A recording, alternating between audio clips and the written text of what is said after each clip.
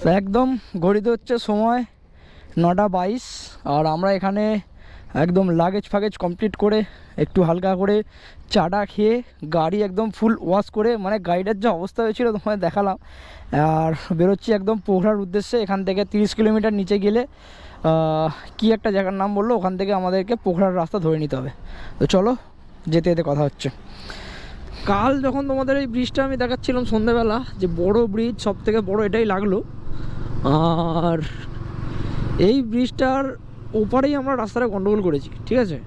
মানে ওর আগে থেকেই আমাদেরকে ডান দিক ঘুরতে হতো, ডান দিক ঘুরতে হতো, কিন্তু ডান দিক না ঘুরে আমরা সোজা চলে এসেছি। এবার কালকে বৃষ্টিটা এমনভাবেই হচ্ছিল যার কারণে গোপ্রোটা তো গোপ্রো বলছি, মানে ফোনটা যে ম্যাপে মাউন্ট করব সেইটা সম্ভব হয়নি।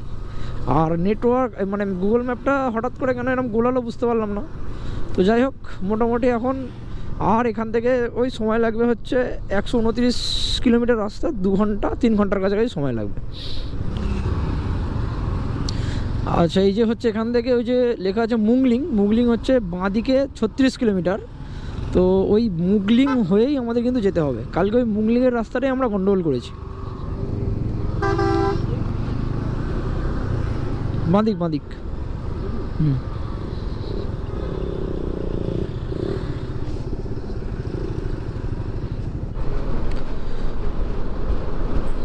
তো মুগলিং এখান থেকে আর 25 কিলোমিটার।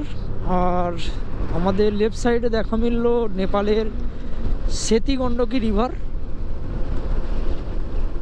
এই দেখো, আর এখানের পাহাড়গুলো কিন্তু খুবই ধূসর কালারের।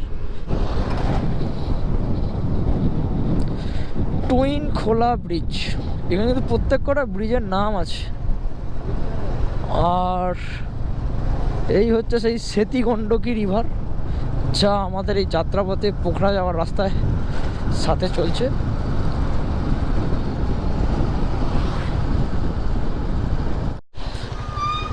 এটা হচ্ছে মুগলিং, এটা মুগলিং।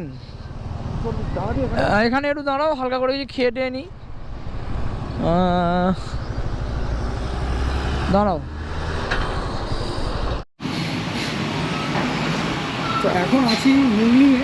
মুগলিং থেকে বলা যেতে পারে পোখরা ডিস্টেন্স হচ্ছে প্রায় 93 থেকে 95 কিলোমিটার মতো। আর তার মাঝখানেই আস্তে আস্তে আমার গাড়ির সিকিমেও যে সেম প্রবলেমটা হয়েছিল, এখানেও কিন্তু সেম প্রবলেমটা হলো। এইখানে নাট খুলে একটা পড়ে গেছিলো, তো আমি সেই নাটটাকে এখন লাগিয়ে নিয়েছি। আর এখানে দাঁড়িয়েছি, হালকা করে ব্রেকফাস্ট কিছু করা ছিল না বলে করে নেবো।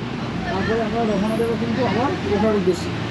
আর আজকে পোখরায় গিয়ে আমরা সেরকম কিছু করবো না, আমরা সবাই পারমিট করবো আর পোখরার যে সমস্ত সাইট সিনিং আছে সেগুলো করবো। তো আপাতত খাবার এখানে অর্ডার দিয়েছি, আসুন খেয়ে দিয়ে বেরোবো পোখরার উদ্দেশ্যে।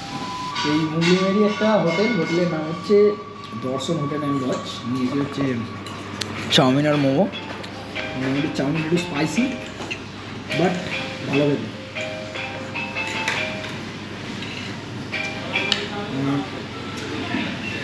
তার সাথে নিজে মোমো, এই মোটামুটি মোমো টেস্ট করে দেবেন।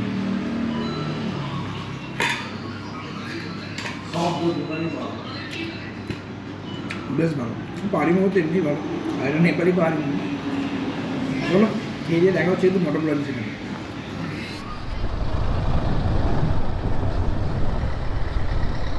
কোন ব্রিজটা গো? হ্যাঁ,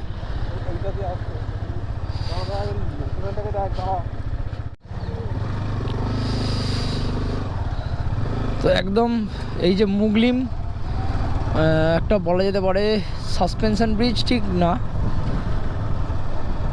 তো মুগলিমে হালকা হালকা কিছু খাওয়া দাওয়ার পর, গাড়ি ঠিক করার পর এখন বেরোলাম হচ্ছে এখানে মুগলিমে একটা ব্রিজে। জাস্ট ব্রিজটা লাগছে, দেখো কি দারুণ, নিচ দিয়ে বয়ে চলেছে কিন্তু সেই সেতি গণ্ডকী রিভার। বেশ ভালো খাড়াই আছে।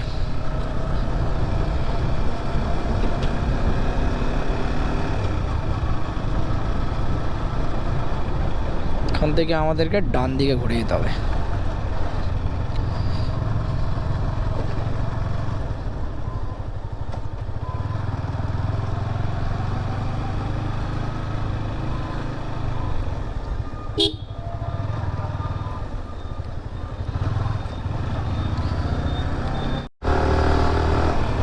এখন নেপালের NH3-তে আছি।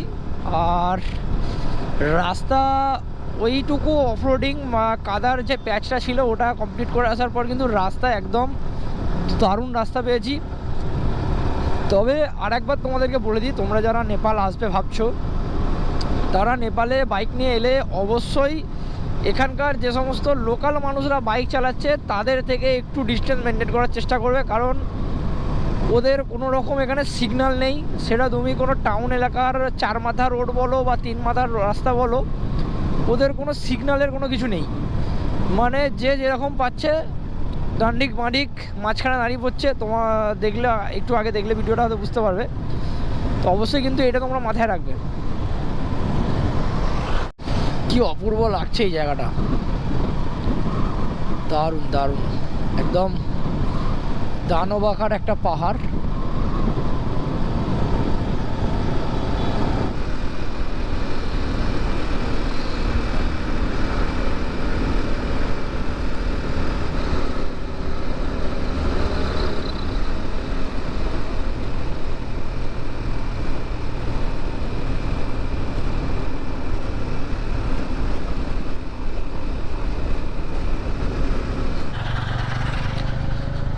তো এই রিভারটা আমরা ক্রস করছি, যেটার নাম হচ্ছে মাদি রিভার। আর তার সাথেই এখানে একটা পাশে দেখো নতুন ব্রিজের কাজ চলছে। কি দারুণ লাগছে। ব্রিজটা এখন পুরোটা কমপ্লিট হয়ে যাবে, মনে হয় পুরো স্ট্রাকচারটা এরকম গোল গোল হবে।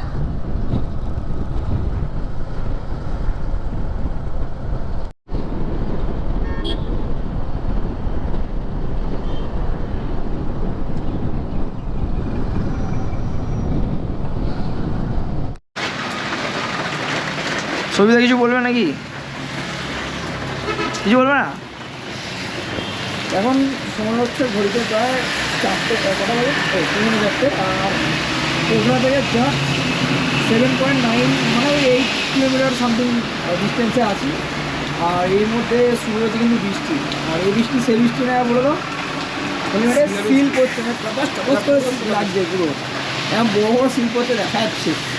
এই হচ্ছে জল বাইরে, ওই যে গাড়ি দাঁড় করানো আছে।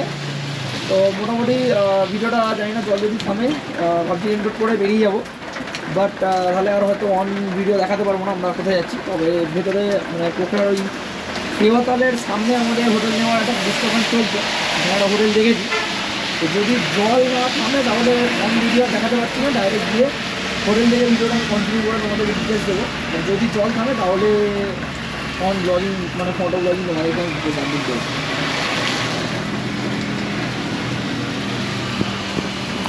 A few moments later.